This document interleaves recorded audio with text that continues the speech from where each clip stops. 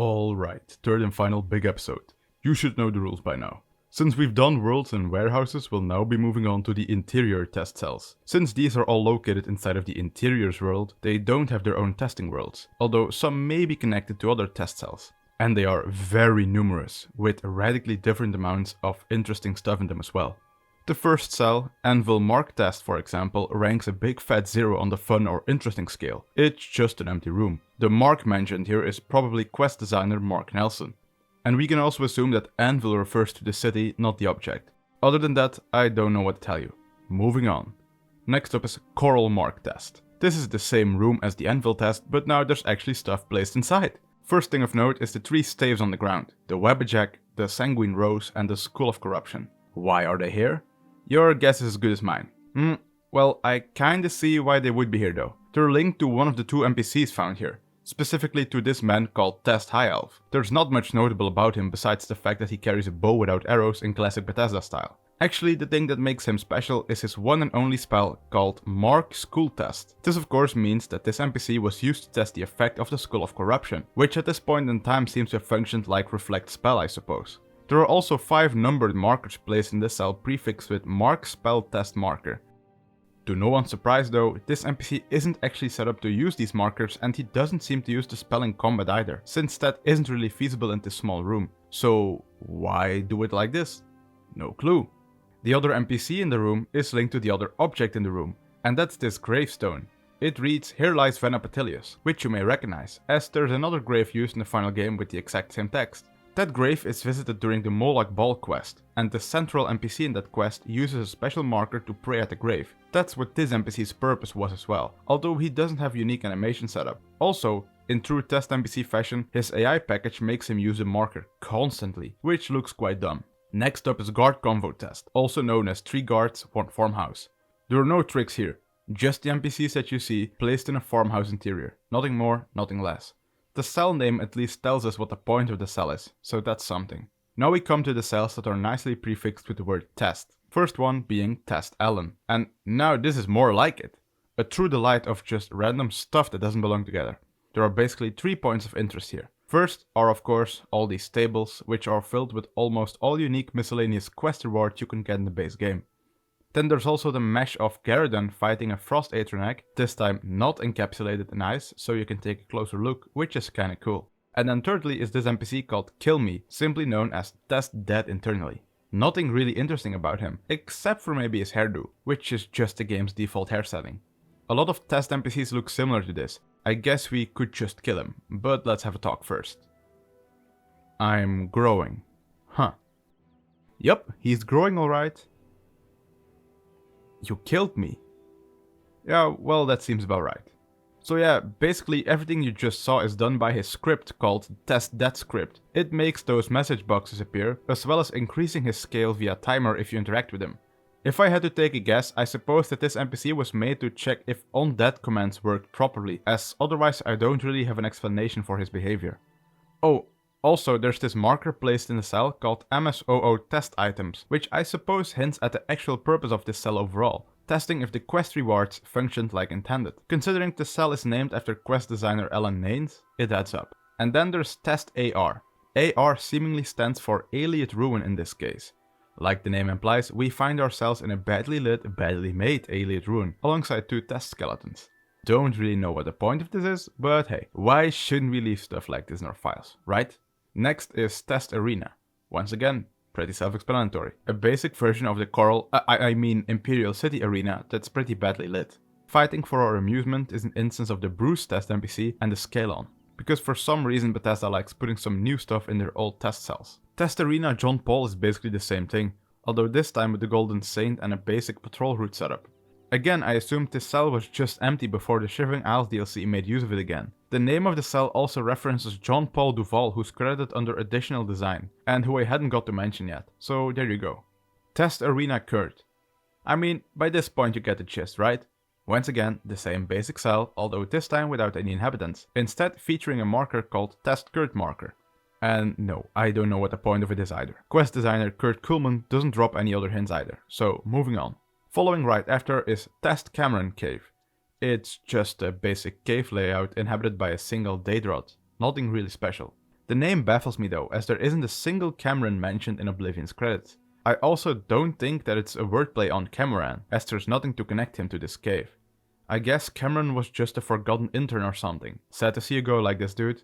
And next up is Test Castle Interior. And that's a straight up lie, as this cell should be called Test Ladder and Trapdoor, as those are the only two things that are actually present here. Then there's Test Cave 01 through Test Cave 05. The first three cells are called Caverns, the last one Small Room Test, and the fourth one doesn't have a name. All of them are just bland cave cells, with the last one being the only one featuring an actual enemy. This enemy being a Test Goblin. And next up is Test Chairs. Yep, this sure is a cell designed for testing chairs. Followed up by Test Chappie. Chappie is a nickname that refers to quest designer Brian Chapin. The nickname appears multiple times throughout both the files of Morrowind and Oblivion. The entire cell is just a barracks room with a single light source and a test NPC known as Test Chappie Combat Guy. Due to the name, you won't be surprised by the fact that he's decked out in steel armor and uses an iron warhammer, but it might be notable that he also carries 5 respawning alcohols with him. But what is his function? Well, he has a script attached called Test Chappie Script, which basically makes this guy start combat with the player, and it also makes it stop after a while. Or at least, that's what it's supposed to do. What our test guy actually does is just enjoy his alcohol until he's killed. And then comes the weird part. Let me show you. Yeah, that's also caused by the test script, or at least partly. What it really does is once the test guy dies, a sec called Test Sec Chappie appears for a brief moment, but this sec also has a script attached called Test Sec Script, which makes the magic effect happen as well as spawning the Staff of Worms and disabling the sec itself. It's actually put together pretty cleverly, but what this was actually supposed to test I can't really say. If I had to make a guess though, I suppose this might have been an early version of creatures turning into different containers upon death, like ghosts and wraiths, but I'm not really sure. Leaving Chappie behind brings us straight to Chaden Hall with 2 test cells known as Test Chaden Hall and Test Chaden Hall Upper. The first cell just houses the interior of a middle-class Chaden Hall home with nothing in it.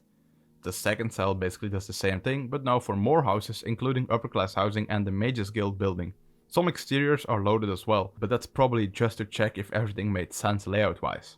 Test Citadel and Test Citadel Lighting are 2 cells that test stuff about the Daedric citadels found in Oblivion. The first one just contains balcony pieces, while the second one only contains lighting effects. Truly riveting stuff. Next are some cells that all refer to a certain Clara, which is likely Clara Cavasso of the World Art team. Knowing that, you should know what to expect from these cells.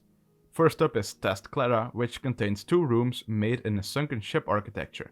They also have coral style trapdoors, because why not? Then Test Clara 02 is mostly castle architecture. It features thrones, rugs and platforms from the Anvil, Breville, Bruma and Leowyn castles. Also present is Lorgren Bannerus's hand for whatever reason.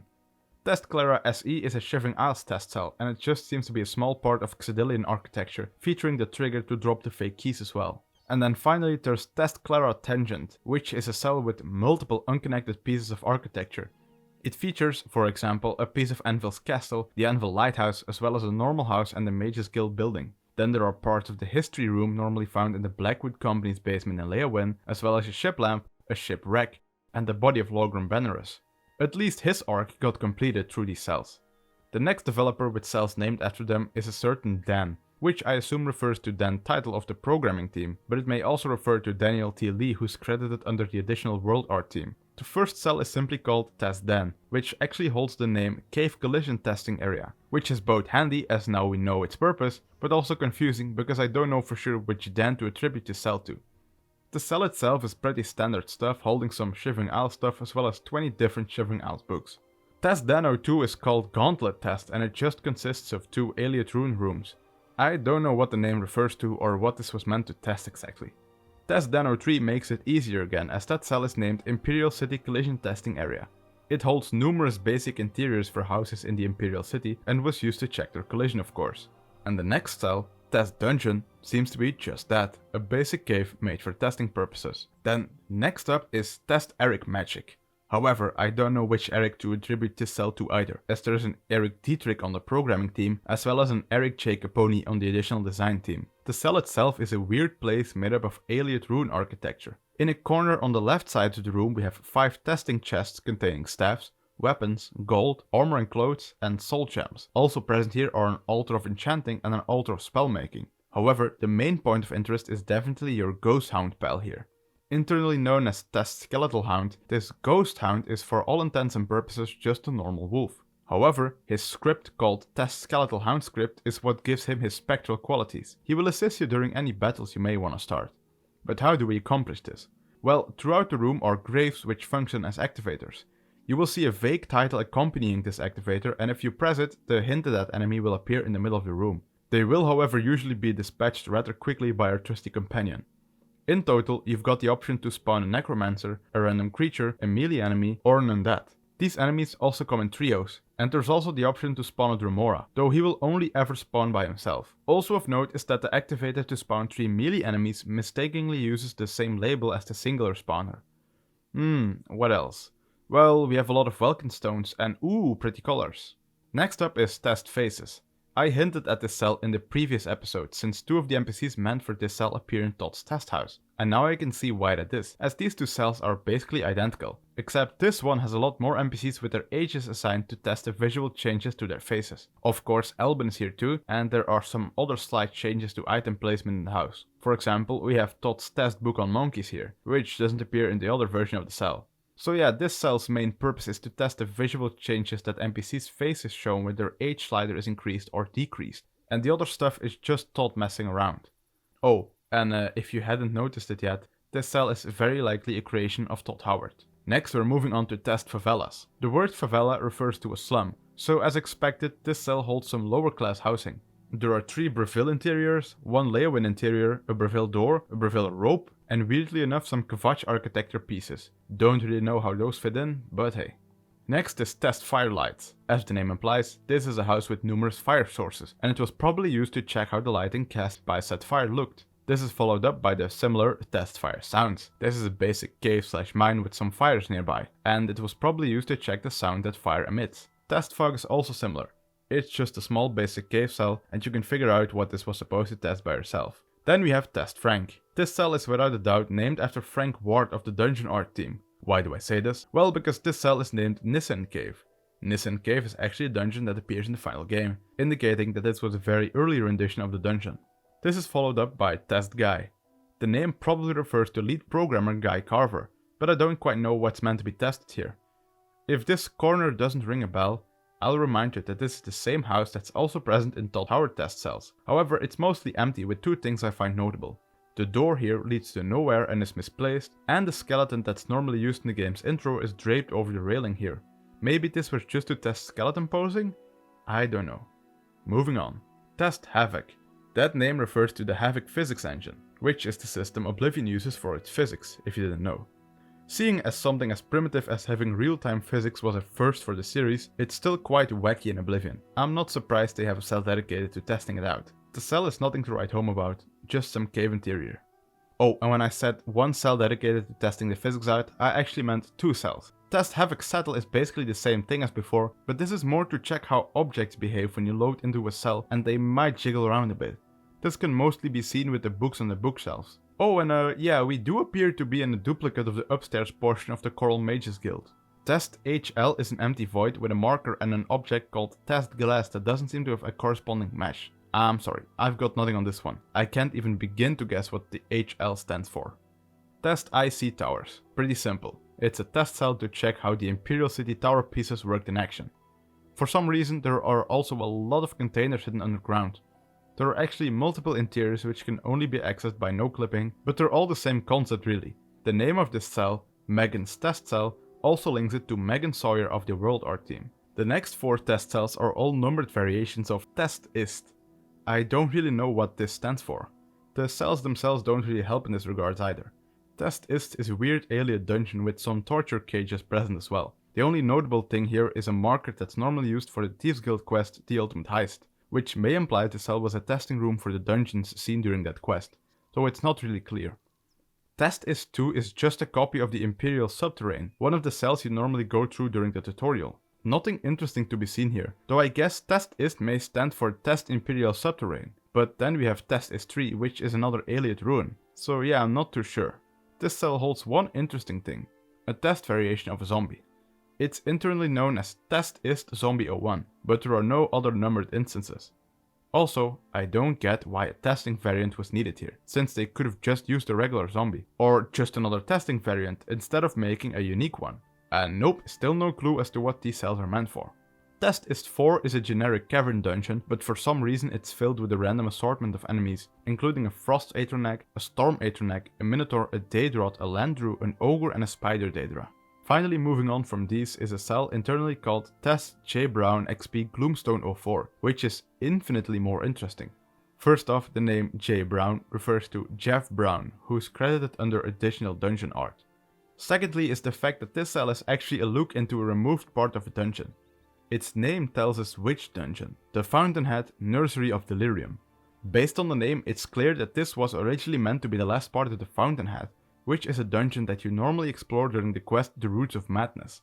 It's likely that it was decided that the dungeon was long enough as it is, with the last part getting scrapped as a result, maybe even while still in the testing phase. The cell has a non-test version available as well, but it's mostly just an empty space with floating doors. I'm sorry your work had to go to waste, chef. Then there's Test Joel, probably referring to Joel Burgess, also of the additional world art team.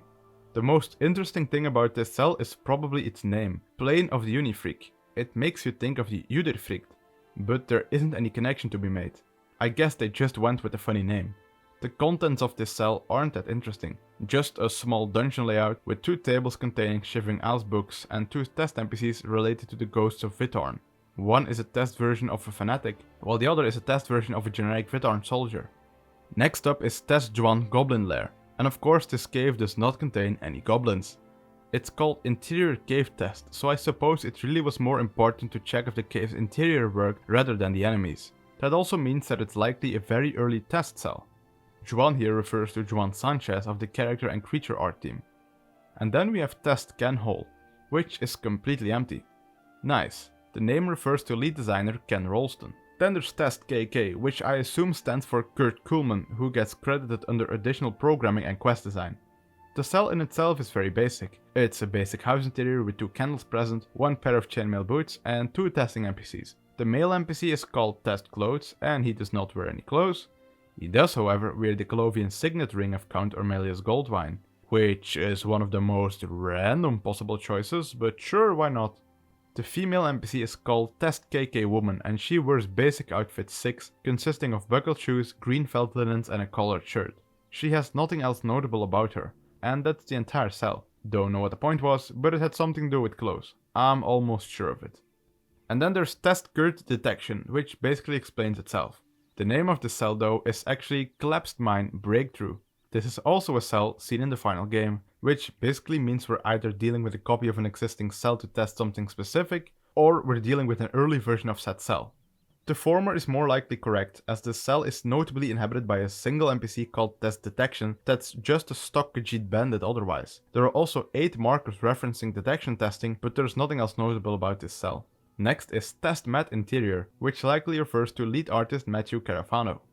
And, like the name implies, we can find numerous interiors here that were probably checked before being put into the game. Present here are cathedral interiors as well as interiors for both Coral and Chaden Hall. Some interiors also feature a bit of clutter, but nothing noteworthy. Now we have another bulk of cells, 5 to be exact, all of them once again belonging to Megan Sawyer. The first 3 are simply called Megan's Test Cell, and the first one just consists of some Imperial City basement architecture as well as 3 copies of the Mages Guild portal. The second cell consists of numerous Imperial City interiors with some basic decorations and Chaden Hall style lights. The third cell is an Imperial City interior full of clutter, but unlit under normal circumstances. The fourth cell is called Imperial City Collision Testing Area and contains all Imperial City interiors. Guess I don't have to explain why. The fifth cell is one for the Shivering Owls. It's called SE Settlement Interiors. It was either another collision test or just another mesh check. Test Mine is up next, and it's another one of those cells that has their whole point explained by their name. This is just a cell made to test mine dungeon architecture. It doesn't contain anything noteworthy. In the same vein, there's also Test Mist, a basic cave dungeon interior meant to test mist. There are also 3 instances of a test leveled list used here called Zombie Test Leveled. The list itself contains normal and headless zombies. No test variations. But if you're looking for something a bit weirder, then there's Test M. Ryan. The cell is called Mike's Test Cell of Madness, but don't let that fool you into thinking that this is a Shivering Owls test cell, as it isn't. Michael E. Ryan of the Dungeon Art team just seems to be a wacky guy. The cell itself isn't that strange. It consists of Fort Ruin architecture, with not all parts being easily connected. The most madnessy thing there is the fact that these madmen of Bethesda leave their dungeons unlit, which makes it real fun to capture footage. And there's also a room which contains Paradise Mudcrab variants, which is pretty quirky I suppose. There are 3 other points of interest. First off is this door, which is a test copy called Test Mic Door. Again, pointless duplicate, but sure. And there are 2 test chests internally known as Test Mic Brute and Test Mic Thief. The first is called Conanly Things in Game, another Conan the Barbarian reference, while the other is just called Thiefly Stuff. These names refer to the classic class trope of RPGs. The Brute chest contains level 2-handed weapons and heavy armor, while the Thief chest contains leveled light armor, swords and bows and arrows. I guess that's cool, but since the mudcrabs are the only enemies found here, it's also kinda pointless. Which is something that can also be said about the next entry, Test Oblivion Lift. While it still has a name, Test for Oblivion Lifts, it doesn't have anything else left over and is just empty.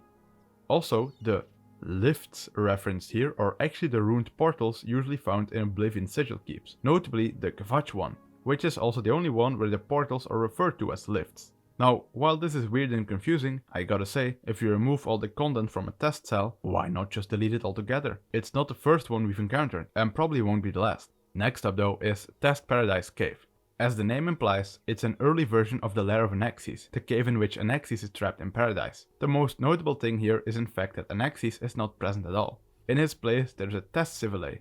Its internal name is Test Creature Civilae 01, but its actual name differs just a bit. Test Creature Civilae U01. That ties this creature to U Riley of the Character and Creature art team. Test Particles is just a secret prison wall normally seen during the opening. Yeah, I'm not kidding. Next, Test Phantom Traps. The traps part I get, the Phantom not so much. This is just another Aliot ruin featuring swinging blade traps, or well, a testing variant of the swinging blade trap. In this case I can understand the test duplicate, as this one uses a different script to make it work. In the final game there are 4 different variations of how these traps work. This is likely an earlier attempt before the developers realized they needed a different method, and thus the final game's swinging blade traps were born. Test Quest 01. This might have once held something in relation to a testing quest, but now it doesn't. Whatever quest is held is probably also long gone. Then there's Test Root Cave. As its name implies, it's a layout test for the root cavern systems seen in the Gnarl dungeons throughout the Shivering Isles, followed up by Test Ryan. It likely refers to Ryan Sears of the Additional World art team. This cell consists of both an Imperial City interior layout and a basic cavern layout, although there's nothing going on in them. This can't be said about Test Ryan Ogre. This cell is a small tunnel system that loops around. It contains a single Daedrot. Yup, a Daedrot, no Ogre. Don't ask any questions please, as we're moving on. Test SE Robert is a very big dungeon-like cell. Besides being massive, it's mostly empty, containing a generic dead captive and some skeletons and bones. There are no decorations or enemies to speak of. Since the Robert in the title likely refers to Robert Wisniewski of the Dungeon Art team, this was either a cell made to check assets, or maybe it was an earlier iteration of something that later appeared in the DLC. The next cell is called Test SE Robert for Mark. It's basically just another dungeon room, and it was likely made by Robert from the Dungeon Art team for Mark Nelson of the Quest Design team. Test SE Robert Doors Switches is once again a basic dungeon room, but this one contains doors with switches. How delightful. Test SE Ryan brings Ryan back into the fray. This is a basic room layout, with the notable fact being that it contains aqueduct architecture that's normally only seen during the quest The Helpless Army. I don't know why it's here though. Test Severed Head is one of those deceptive cells. It's a basic coral interior with a fire lit in the fireplace, but no severed head to speak of. I suppose this cell was once used to test a Mother's Head static item. I don't really see the point in that, but hey, I'm no game developer from 2006, so what do I know? Test Sewers XX is less deceptive. And don't worry, the only thing giving kisses here might be these 4 rats. But yeah, this just seems to be a basic room layout test. It doesn't seem like this sewer part is ever directly reused in the final game. Or maybe it is. I'm not really checking in depth since it's just a generic sewer after all. So I am sorry in case you really cared about this. Test Shrine is, as expected, a test version of the Maroon's Dagon Shrine seen in the quest Dagon Shrine. It's just a basic cave layout with an altar containing the Mysterium Xarxes of course. There are also 2 Mythic Dawn members present in the room, as well as a dagger next to the book on the altar, and a silver claymore in a barrel nearby. The thing I find the funniest, however, is that the statue to Maroon's Dagon isn't even present here. It's just a generic Alien Ruin statue instead. Test Castle Skingred interior is also a bit weird in the fact that it implies that either A, the interior of Castle Skingred was once just one big zone without loading doors, or B, Bethesda actually maps out their zone as one big thing before splitting it up. Despite the latter actually being a good way to check if everything makes sense space-wise, I lean towards the former explanation, which is a cool concept but probably a bit too stressful on the engine back in the day. Test Stairs is basically Test Sewers Part 2, just a sewer room layout, this time featuring stairs. Wow. Talking of repeating concepts, here's Test Stealth, which is basically just another generic castle room. It also contains two test NPCs, one disguised as a coral guard and the other as a thief. The thief is called Stealth Test Guy Not Alert, and the guard is called Stealth Test Guy Alert. I don't actually notice any differences in how they notice a player, and there don't seem to be any, as that's normally controlled by scripts, which neither NPC possesses. They do share a faction called Stealth Test Guards, which makes them like each other. So ultimately, it seems that the player needed to be the stealthy one in this scenario. And once again, it doesn't seem to actually test what it set out to do. Test Tavern Temp copy 0000 is the next test cell, and if the overflow of buzzwords didn't give it away, this is a very basic testing cell that was copied and pasted sometime during development. And it's just that, just a standard farmhouse interior. The name calls it a tavern, but that's just wishful thinking. Then we have Test Temp Interior, also called Temp Interior Mockup. It's just a very basic house interior mockup, and I'll let you guess in the style of which city it's done. It'll probably shock you. Test Temple. Literally just a barren empty copy of the Temple of the One. Next, Test Tim Fire Column. Literally just a fire column. Great. The name of the cell is The Blood Feast, which is the same as the sigil keep in the Kvatch Oblivion zone, so this was likely made to test its effect. Likely also quite early on in development. The Tim mentioned in the internal name is probably Tim Lindsay from the Dungeon Art team. Nice job, man. I'm going to assume that he was also responsible for the next cell, Test Tim Oblivion Lord. It's a copy of a generic Sigillum Sanguis, which is the incorrect Latin name of the uppermost room in a sigil keep in your usual Oblivion world. The name of this cell refers to a marker present here which refers to a Daedra Lord. Yeah, you heard me. First off, actual Daedra Lords don't appear in Oblivion as generic enemies. And secondly, Tim probably meant Tremora Lord. And yeah, there really isn't anything more to talk about here. So we're moving on to Test.Crazy. Heh, that Todd guy is such a crazy guy, right? Let's see what his cell has that makes it so crazy. Is it just me, or does this cell feel familiar? Well, yeah, since this is just the basic layout of his previous cells again. Although this time Todd was like, what if I just spam random shit inside of my cell? The result is this. We've already talked about the naked people here and the general layout, but the last time we were here there were no flying steel war axes. Another new addition is the over 100 flying instances of the test book on monkeys, internally known as Test.Folio 01. Sadly, its contents don't have anything about monkeys, but they're just a copy of Mythic Dawn commentaries too. Downstairs there's also a unique NPC that hasn't been seen before. This is Todd's Testerman. He's an Altmer male only wearing a silver amulet. His class is Hunter and he's set to level 12. And he also has a unique simple sandbox package. However, none of this makes it clear to me what his purpose was supposed to be. And now for the weirdest thing in the cell by far, we have 5 deposing objects here in this corner. We have a headless rat, a headless scamp, a female torso in iron armor, a male torso in iron armor, and a female torso wearing a green brocade doublet. Well, it would be there, if the mesh wasn't deleted. I can hear you think, what in the world is the purpose of this? Well, I think I can answer that. These objects are just that, static objects. However, they use the mesh and textures of the finished, rigged models. This means there's a big chance that these static models were made just for the convenience of the modeler. This way they could check their model in one piece rather than going through all the individual parts.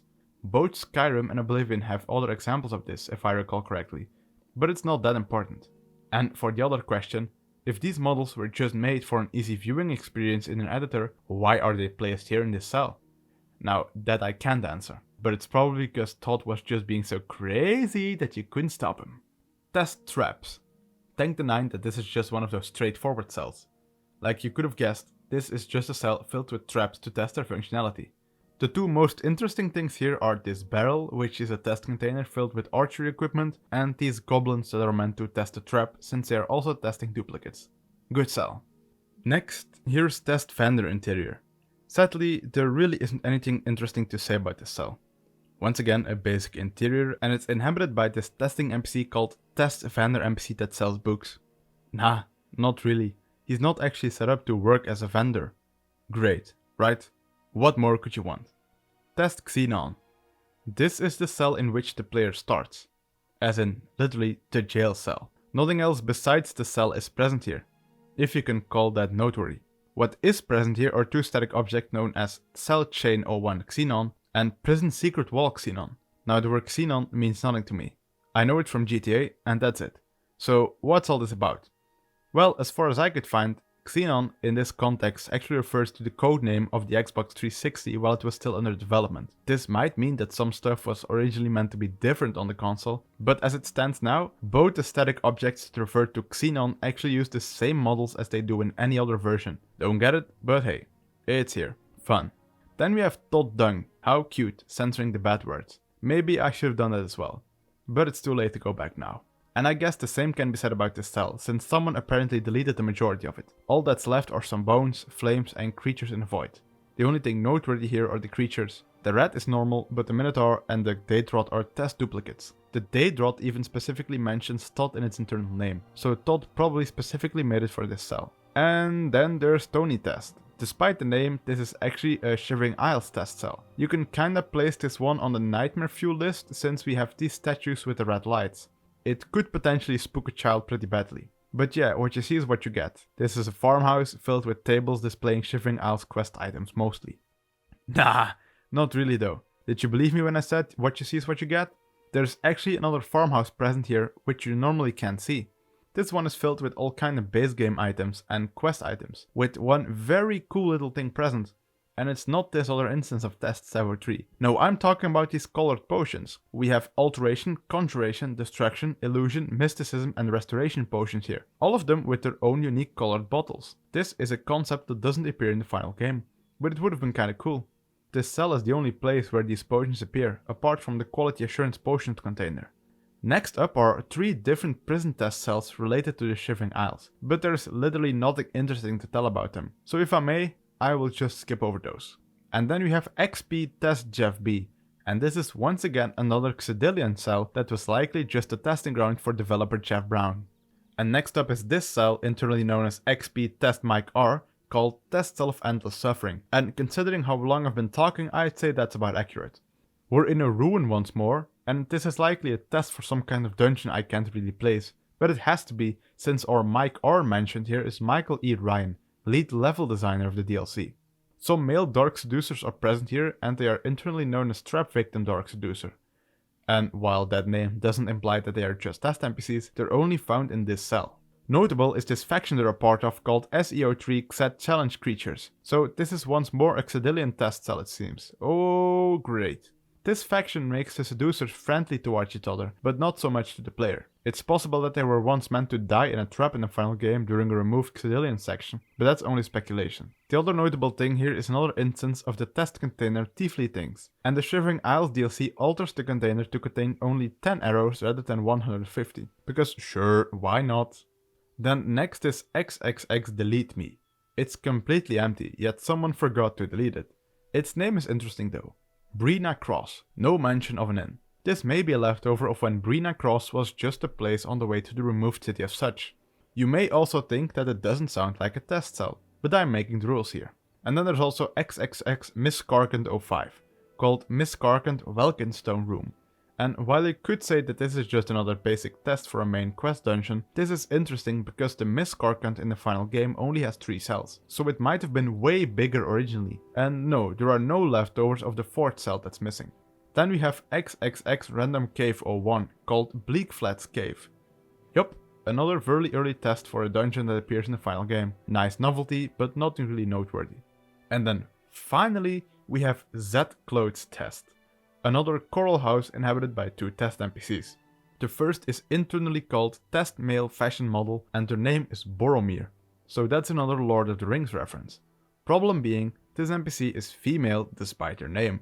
They wear a set of elven armor without a helmet. The other NPC didn't get a prefix internally and is just known as Female Fashion Model. Her name is Brooke, and I don't think that's another Lord of the Rings reference, but I don't know to who or what it does refer. Might just be a random name. Oh, and they don't wear any clothes either. So, thank you Oblivion, for making me end on another cell that doesn't understand its own purpose. It was just a grand time. Talking about grand times though, this one is over. And I hope you enjoyed it. There will probably be a general recap before I do a fourth video. And then I can move on with the normal programming. Hope to see you then. T'amusement.